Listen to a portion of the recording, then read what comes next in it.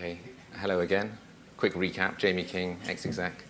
We're going to speak today about social recognition technologies and how social recognition can help drive some of your other HR strategic priorities and activities and agendas. And we're going to look at social recognition technology specifically, with a little bit of focus on technology because of the nature of the day.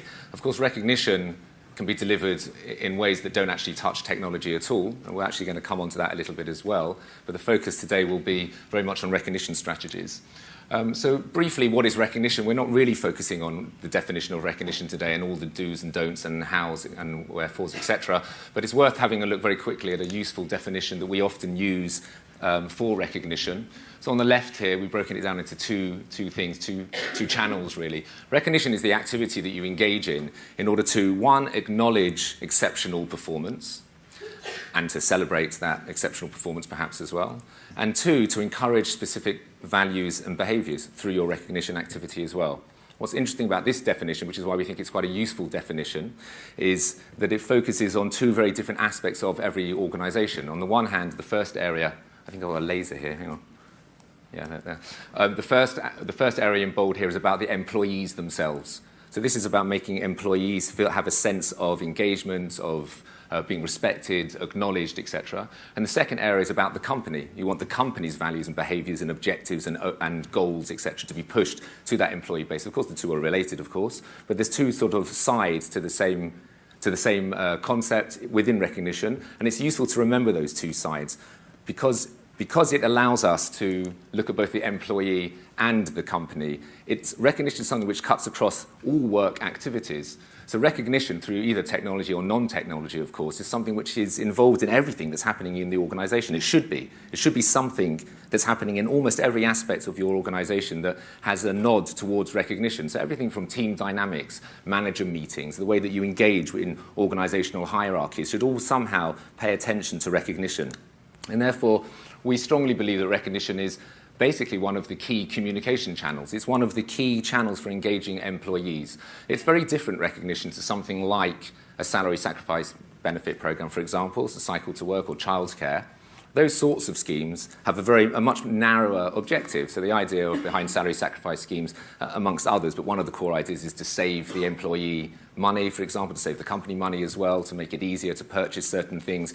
In turn, of course, those things will have impacts on retention and engagement and loyalty, perhaps, but it's much narrower. We believe that recognition is much broader, as we say, cutting across all areas of work life. And because of that, it has a great opportunity, we think, to play a part in driving all those other areas in your work and company life, HR activities and schemes and programs and objectives, etc. So let's have a look at some of the key HR strategic priorities that you may be engaged with. We're going to look at a few, obviously not all of them. We're just going to look through these HR priorities and strategies and see how they link to recognition, how recognition can sometimes help.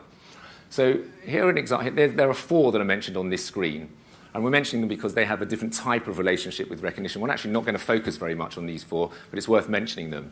So the first two, retention and engagement, so they're linked to recognition, we think, in a very causal way.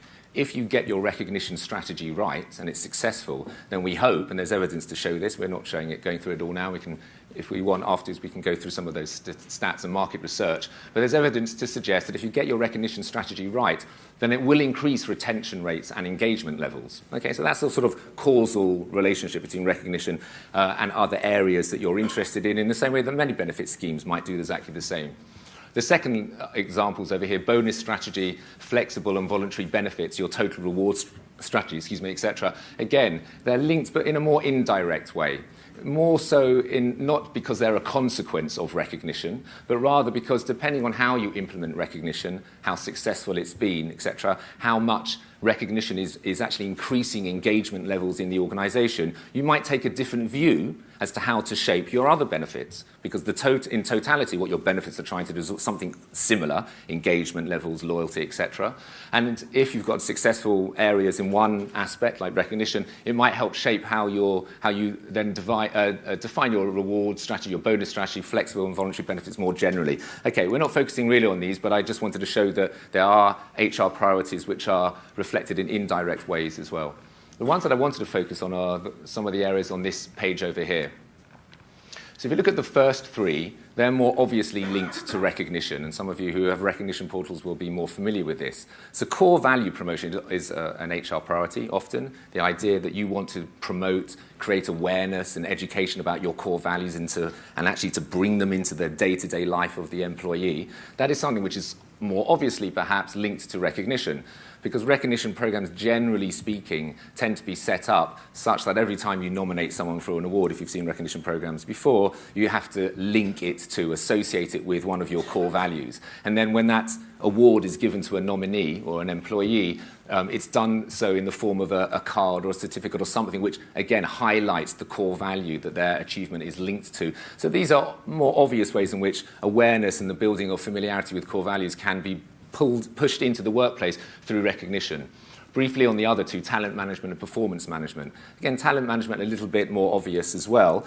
If you are collecting data through the management information reports in your recognition activity, and through the intelligent use and packaging up of that management information, going to the right people at the right times, it's quite easy to start using recognition activity as a part of your talent management overall agenda, in the sense that you're starting to see the rising stars in different departments for the different things that they're achieving, etc. So again, another nice example of how recognition can hook into another HR priority. Performance management, a little bit more questionable this, because people take performance management and treat performance management quite differently from one organisation to another. But if you look at your general day-to-day performance management, which includes typically in any organisation performance reviews, objectives, aims, management response, etc., and a monitoring of that day-to-day remit type of activity, that obviously has to do with performance of one time, your day-to-day remit. If you look at recognition, that's also related to performance. A different type of performance, it's true, it's more behavioural performance than day-to-day job, something that we often call above and beyond, etc., but it also has something to do with performance. So if one area has something to do with performance management, and recognition has something to do with performance, then you're entitled to ask the question, how should those two things come together? We started to look at with some of the clients that we're working with in the same way that you have total reward statements, which is basically a statement of your full benefits, all the benefits that you have, which is more to do with monetary and financial benefits. Also, we've started to look at total performance statements, which pulls together all of your performance in the performance management review realm and all of your performance in the recognition realm, and pulls those things together for statements for senior management and HR to look at, etc., and your colleagues. Okay, we can come back to these perhaps if you have more time. Just moving through some of the other areas here. Actually, these last four here, age, demographic strategy, flexible hours, learning, development, health and wellbeing, we're going to look at through different screens now as you move through. So, as an example, again, health and demographics. You can see now, we are all familiar with the changing shifts and patterns in demographics in our organisations. One of the changes comes from the arrival of something which is almost an animal in its own, so did I say animal? A demographic in its own right, the millennial. They're their own category because so much research has been done about millennials now, and that they have their own set of expectations, etc., and work ethics. Here's some interesting stats about millennials. 64% would rather make $40,000 a year at a job that they love than $100,000 at a job that they think is boring. 8 out of 10 think they deserve to be recognised more for their work. 42% want feedback every week. 58% expect employers to provide them with learning opportunities relevant to their job. 71% expecting to leave their company in the next 2 years are unhappy with how their leadership skills are being developed. And even the following is true. This is even more interesting. 88% want their co-workers to be their friends. That's quite nice. Yet 68% would sacrifice a friendship with a colleague if it meant getting a promotion. And this one. 34% would quit a job on the spot if their employer asked them to delete their Facebook page. Tremendous. And yet, 30% of executives give special attention to the particular wants and needs of millennials. Okay, so we know that the millennial phenomenon is something that has hit our organisations and needs to be looked at. But it's not just that end of the age spectrum, of course.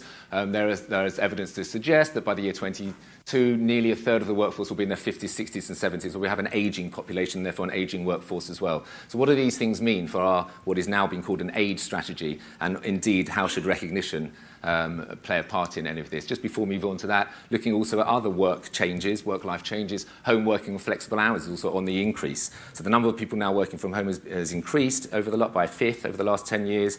The majority is still men, but the actual trend increases with women up by 35%. Again, that says something about the demographic makeup. Home workers and partial home workers are more likely to work in excess of their contracted hours. Okay, that's interesting now, because now we're starting to see that it's not just about time with home workers and flexible hours, but actually how it's impacting their behavior at work. And so if you take all of that into mind for the age and demographic strategy as well, but also for the flexible hours piece, and you're building a recognition program and solution, you have an opportunity to make sure that it actually addresses some of these other areas that you're thinking through as well. Because recognition isn't just about giving someone an award, and that's the point that we're making today. It's about driving some of these other agendas. Look at the bottom 3 points here. Home workers are not visible as much, obviously they're at home. Therefore, you need extra effort to make them a part of the team or to join in with team recognition celebration moments. So if you've got a recognition strategy which celebrates team achievements or individual achievements, but your home workers aren't there, you need to give that obviously some thought. Home workers often express greater existing levels of job satisfaction. Well, that's interesting already, because sometimes recognition is put in place to address issues of job satisfaction, but if with that particular part of your employee base they already have high levels, what does that mean about the type of recognition program you need to implement? Home working and flexible hours are appreciated, so can become the award itself. I'm going to come back to that actually in a moment.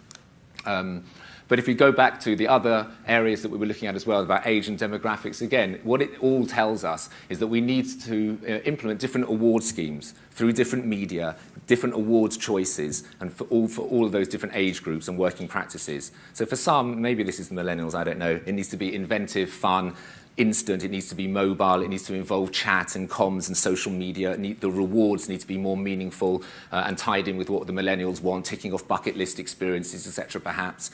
For others, it's more about family time and work-life balance and flexible hours as the rewards themselves. And we're going to see some of that now as we move into social recognition. I'm going to come back in a moment to learning and development and health and well-being, which I haven't yet mentioned. But before we do that, just a quick sidestep to remind ourselves about what social recognition is and how that works. So social recognition is the attempt to go beyond the actual nomination of an employee. So if I nominate my colleague John for an award, that's great. I know about it, John knows about it, and we're both perhaps very happy about it. But who else knows about it? Maybe no one. And the idea of social recognition, of course, is to socialize that, to make sure that many people know about it. And there are different ways of socializing recognition awards. One of the ways, and often the starting point of the socialization of recognition, is to use something along the lines which is often called a winner's wall. Something like this, the idea, or a leaderboard, sometimes people call it, the idea that the people who have been recognized here are somehow displayed and promoted and celebrated visually through different channels, etc., on the recognition portal itself. And then you might have the ability to send messages to these people as well. Congratulations, just saw you on the winners wall, etc. And that data of recent winners, back to the laser, can also be fed through other channels as well. So over here on a benefit, this is an example of a benefits portal where you're accessing all sorts of benefits, but it might also pull in some recent winners from your recognition activity. And it doesn't need to be internal systems. It could be through notifications to external channels as well, to corporate or even individual Twitter and Facebook pages, etc., or internally again through Yammer or other forms of social chat mechanisms that are running through the organization. So that's broadly speaking what social recognition is attempting to do. Of course, there's making it mobile and optimized as well, either through apps or mobile optimized sites so that you can use it on the go, which helps with that socialization. And now the big question is how do we tie all of this in together? And we're going to focus on health and well-being and learning and development. I'm just taking a step here to see the time and be blinded. 6 minutes, fine. So if you look at health and well-being and learning development as examples, again, of other HR priorities and strategic objectives, one of the ways in which you can push those priorities, health and well-being and learning and development in particular, is through awarding employees for those things. And this is often missed out of recognition programs. Recognition programs tend to be quite generic. They tend to reward people for in line with your core values, so whatever they are, teamwork and being bold and trusted and challenging, etc. And they're therefore generic. The actual reward itself will be for something specific because the employee presumably did something specific, but it's linked to these generic values. So it's worth thinking about how you can actually reward people for things other than your core values in order to drive those other agendas and priorities. So maybe an organization can reward people, either formally or informally, for engaging in health and well-being activities or engaging in learning and development activities. You might want to set up formal reward programs for health and safety awards, if that's relevant to your organisation, for healthy living awards, first aider awards. Again, someone joins or is participating in first aider courses, or participation incentives generally. So just in the way that insurance companies now will reduce your premium, etc. If you join the gym, then so because they're interested in obviously reducing their payouts, we're also interested in health and well-being, and therefore we include incentives and rewards or acknowledgements even, it doesn't need to be financial, for your participation in a range of health and well-being activities, or indeed learning and development activities. So completion of training courses, for example, might result in some form of acknowledgement, particularly where it's involuntary. So, and this comes to the column on the right-hand side there, and this is often led by the manager. If the manager knows his team, and the manager happens to know there's no formal program for if you join a gym, you get a reward. If you join the fun run, you get a reward. But there might be opportunities where the manager can send some form of acknowledgement through a recognition program. It's almost definitely going to be non-financial in the form of a card or something, for when they know that someone started cycling to work or has joined the company sports team, or perhaps with the example at the bottom there, learning and development, has taken on some voluntary learning program. So if someone decides themselves to learn Spanish, now, they weren't eligible to do Spanish in the company, but they've decided to take it on themselves. They're learning Spanish in the evening, and you think that might even be useful for the organisation, or they're learning, doing advanced Excel or something there to promote themselves and the role that they have. Again, the manager maybe should have a mechanism through your recognition activity and solution to acknowledge that and to say, we think that's a really good thing that you're doing. So that's the first mechanism, to use awards themselves to promote those agendas. The second way is through the awards choices. This is like the flip side. So not rewarding people for engaging in health and well-being or learning and development, but using health and well-being and learning and development as examples for the rewards themselves. Normally, when someone performs a reward, performs some level of achievement in an organisation, you want to give them a reward. It's either, we talk about non-financial awards, cards, certificates, etc. And we also talk about financial awards, which tends to be in the form of points or cash value, which accumulates over time, and then they get to spend those points and cash value in a catalogue of products or through some other mechanism. But again, maybe to promote and drive those other agendas, let the rewards themselves be something from a health and in line with health and well-being or learning and development. In other words, someone who, you as the manager, you know, the person asked to do an advanced Excel course, but they're not eligible by company rules. They wanted to do a Photoshop course. They're not eligible. You realise it would be a good thing for them, but there's just no policy that allows you to have spent the budget on it. But there might be budget in recognition. So when that person has achieved something, let their award be that Excel course, let it be that Photoshop course, let it be for a really maybe high value, a high level reward, Employee of the Year, put them on that part-time MBA for 2 years, etc. Allow them to do the first aider training. We had a case where someone wanted to do first aider training. The company said we're only allowed to do 10 people a year, but they really wanted to do it. They got it instead through a recognition reward. Health and well-being, again, let the reward be a physical trainer for a month, gym membership for 6 months or a month. Buy them a Fitbit, get them some bike vouchers, whatever it is. And again, at the bottom, some other examples stepping out of the two we've been looking at. Supporting work-life balance, give them time off, come in late, go home early, take a long lunch, spend some time with your family, have a cleaner for a month, a chef for a night, whatever it is. So there's all sorts of ways of promoting. You can see here the other agendas that are being promoted by a careful selection of what your actual reward choices are. The third area, so we looked at before winners, something we called a winner's wall, which is where you start to visually represent and celebrate all of the people that have won things. The problem with winner's walls, we found, is that they tend to focus only on celebrating those people who have received an award that's been processed by your recognition platform. So if you have a nice piece of technology that processes the nominations and approvals for, Employee of the Month, or just some form of instant financial award or a peer-to-peer non-financial award, the system knows about it, so it's able to display the faces of the people who have been engaged, who have won those awards. That's great. But what about all the other sort of stuff that's happening in the organisation? There's also good news that you also want to celebrate and push. And it's important to try and fit some of those into the winner walls as well. And examples are here. So this is an example of of a scheme that we've done where fun run participants get their photos in as well. And in fact, when you click on their face, you can actually see them, the photo of them running over the finishing line or something like that, or first aiders again. So the opportunities to celebrate things beyond the obvious is the point, so that you can push those other agendas. And similarly, e-cards, obviously we send e-cards in recognition of performance, but e-cards should also touch other areas that you're trying to promote and push as well. So other special occasions, course completions, as we said before, having a new baby.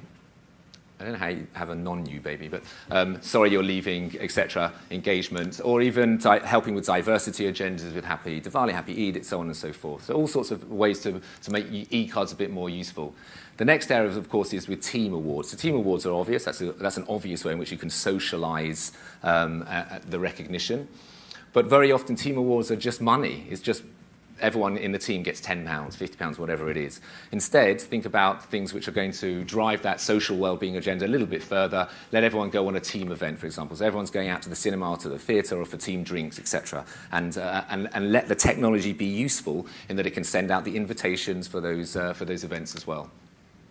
One other area of adding a little bit of fun here that technology can use is through the form of scratch cards. So in this is an awards list that someone's received, and you can see over there that they've got this scratch card. I'm going to try something here, if I can switch to a website, and we'll just try this over here, see if this works. So here we are. So this is a recognition portal over here, and I might have to log in again. I'll double check. This is Jotica. She's logged into her recognition portal. You can see she's got one scratch card to play. We're just going to play a little game here, just to... not to fill the time, but in fact, I haven't got any time. Okay, very quickly, let's play this game anyway. I don't think there's anyone on after me, right? I can just keep going, yeah? Yeah. Okay, no, I won't do that.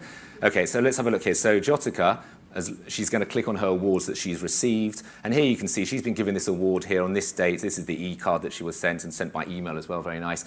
And she's got to play this scratch card, so we're going to do this live on air. Ladies and gentlemen, pick a colour. Hands up for purple. Look at that, oh my goodness me.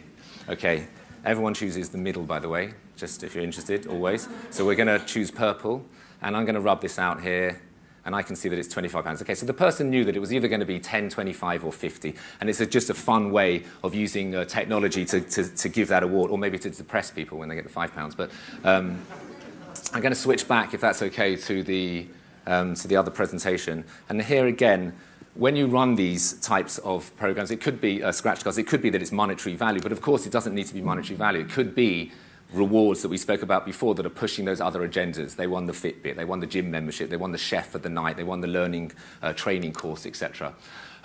So to sum up, if you get it right, if you successfully implement a recognition program that takes account of your other HR agendas, we strongly believe that you can actually drive those other agendas through the recognition activity in a way that is not really possible with some of the other benefits and employee schemes that you're running.